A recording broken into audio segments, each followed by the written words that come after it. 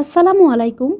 আজকে শেয়ার করব বাঁধাকপি দিয়ে শর্ট জলদি বানিয়ে নেওয়ার মতো সহজ একটি নাস্তার রেসিপি বা টিফিন রেসিপি।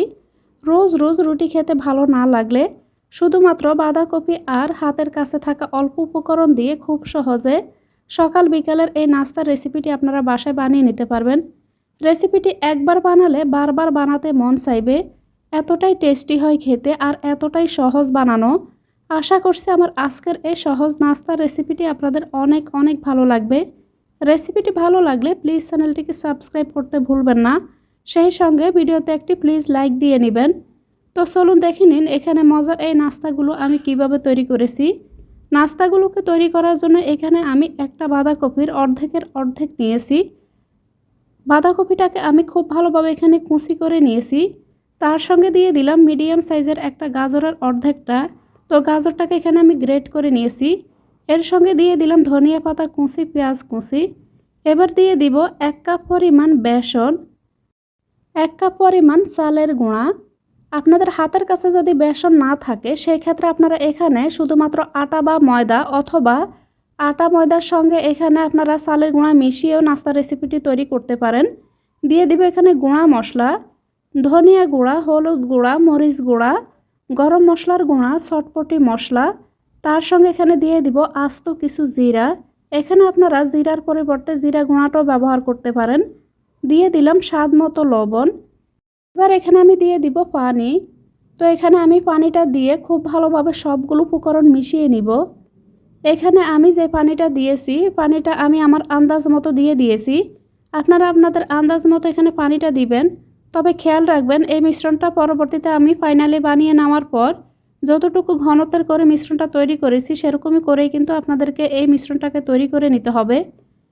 তো এখানে মিশ্রণটা অনেকটাই পাতলা হয়ে গিয়েছে, তাই এখানে আমি অ্যাড করছি আরও আধা কাপ পরিমাণ চালের গুঁড়া আর আধা কাপ পরিমাণ বেসন। মোট কথা এখানে আপনাদেরকে চালের গুঁড়া আর বেসনটা সম পরিমাণ করে নিতে হবে। আর যদি আটা বা ময়দা চালের গুঁড়া দিয়ে তৈরি করেন সেই ক্ষেত্রে আপনারা যতটুকু আটা নেবেন তার থেকে অর্ধেকটা পরিমাণ চালের গুঁড়া দিয়ে এই মিশ্রণটাকে তৈরি করে নেবেন। এবার এখানে আমি দিয়ে দিচ্ছি মোজারেলা চিজ।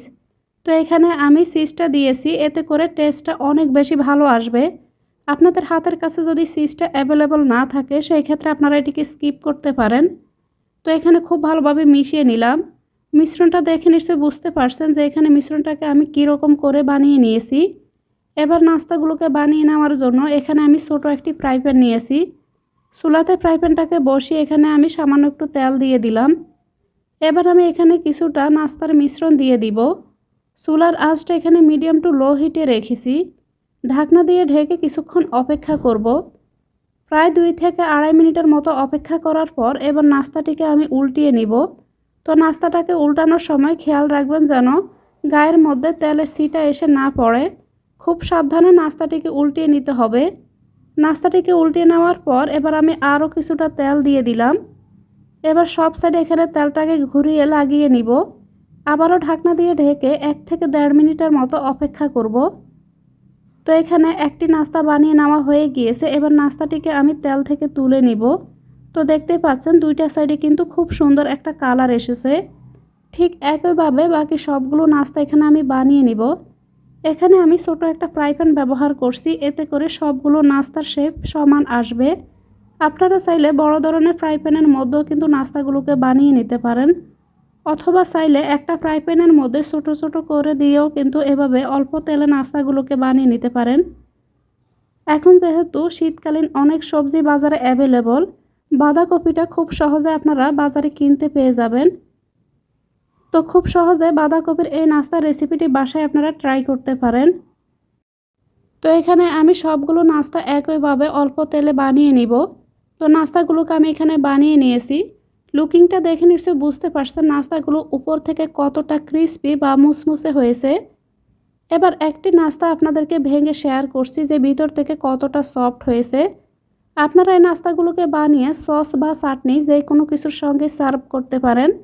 রেসিপিটি আপনাদের কাছে কেমন লেগেছে কমেন্ট করে জানাতে ভুলবেন না। রেসিপিটি ভালো লাগলে প্লিজ চ্যানেলটিকে সাবস্ক্রাইব করে রাখবেন।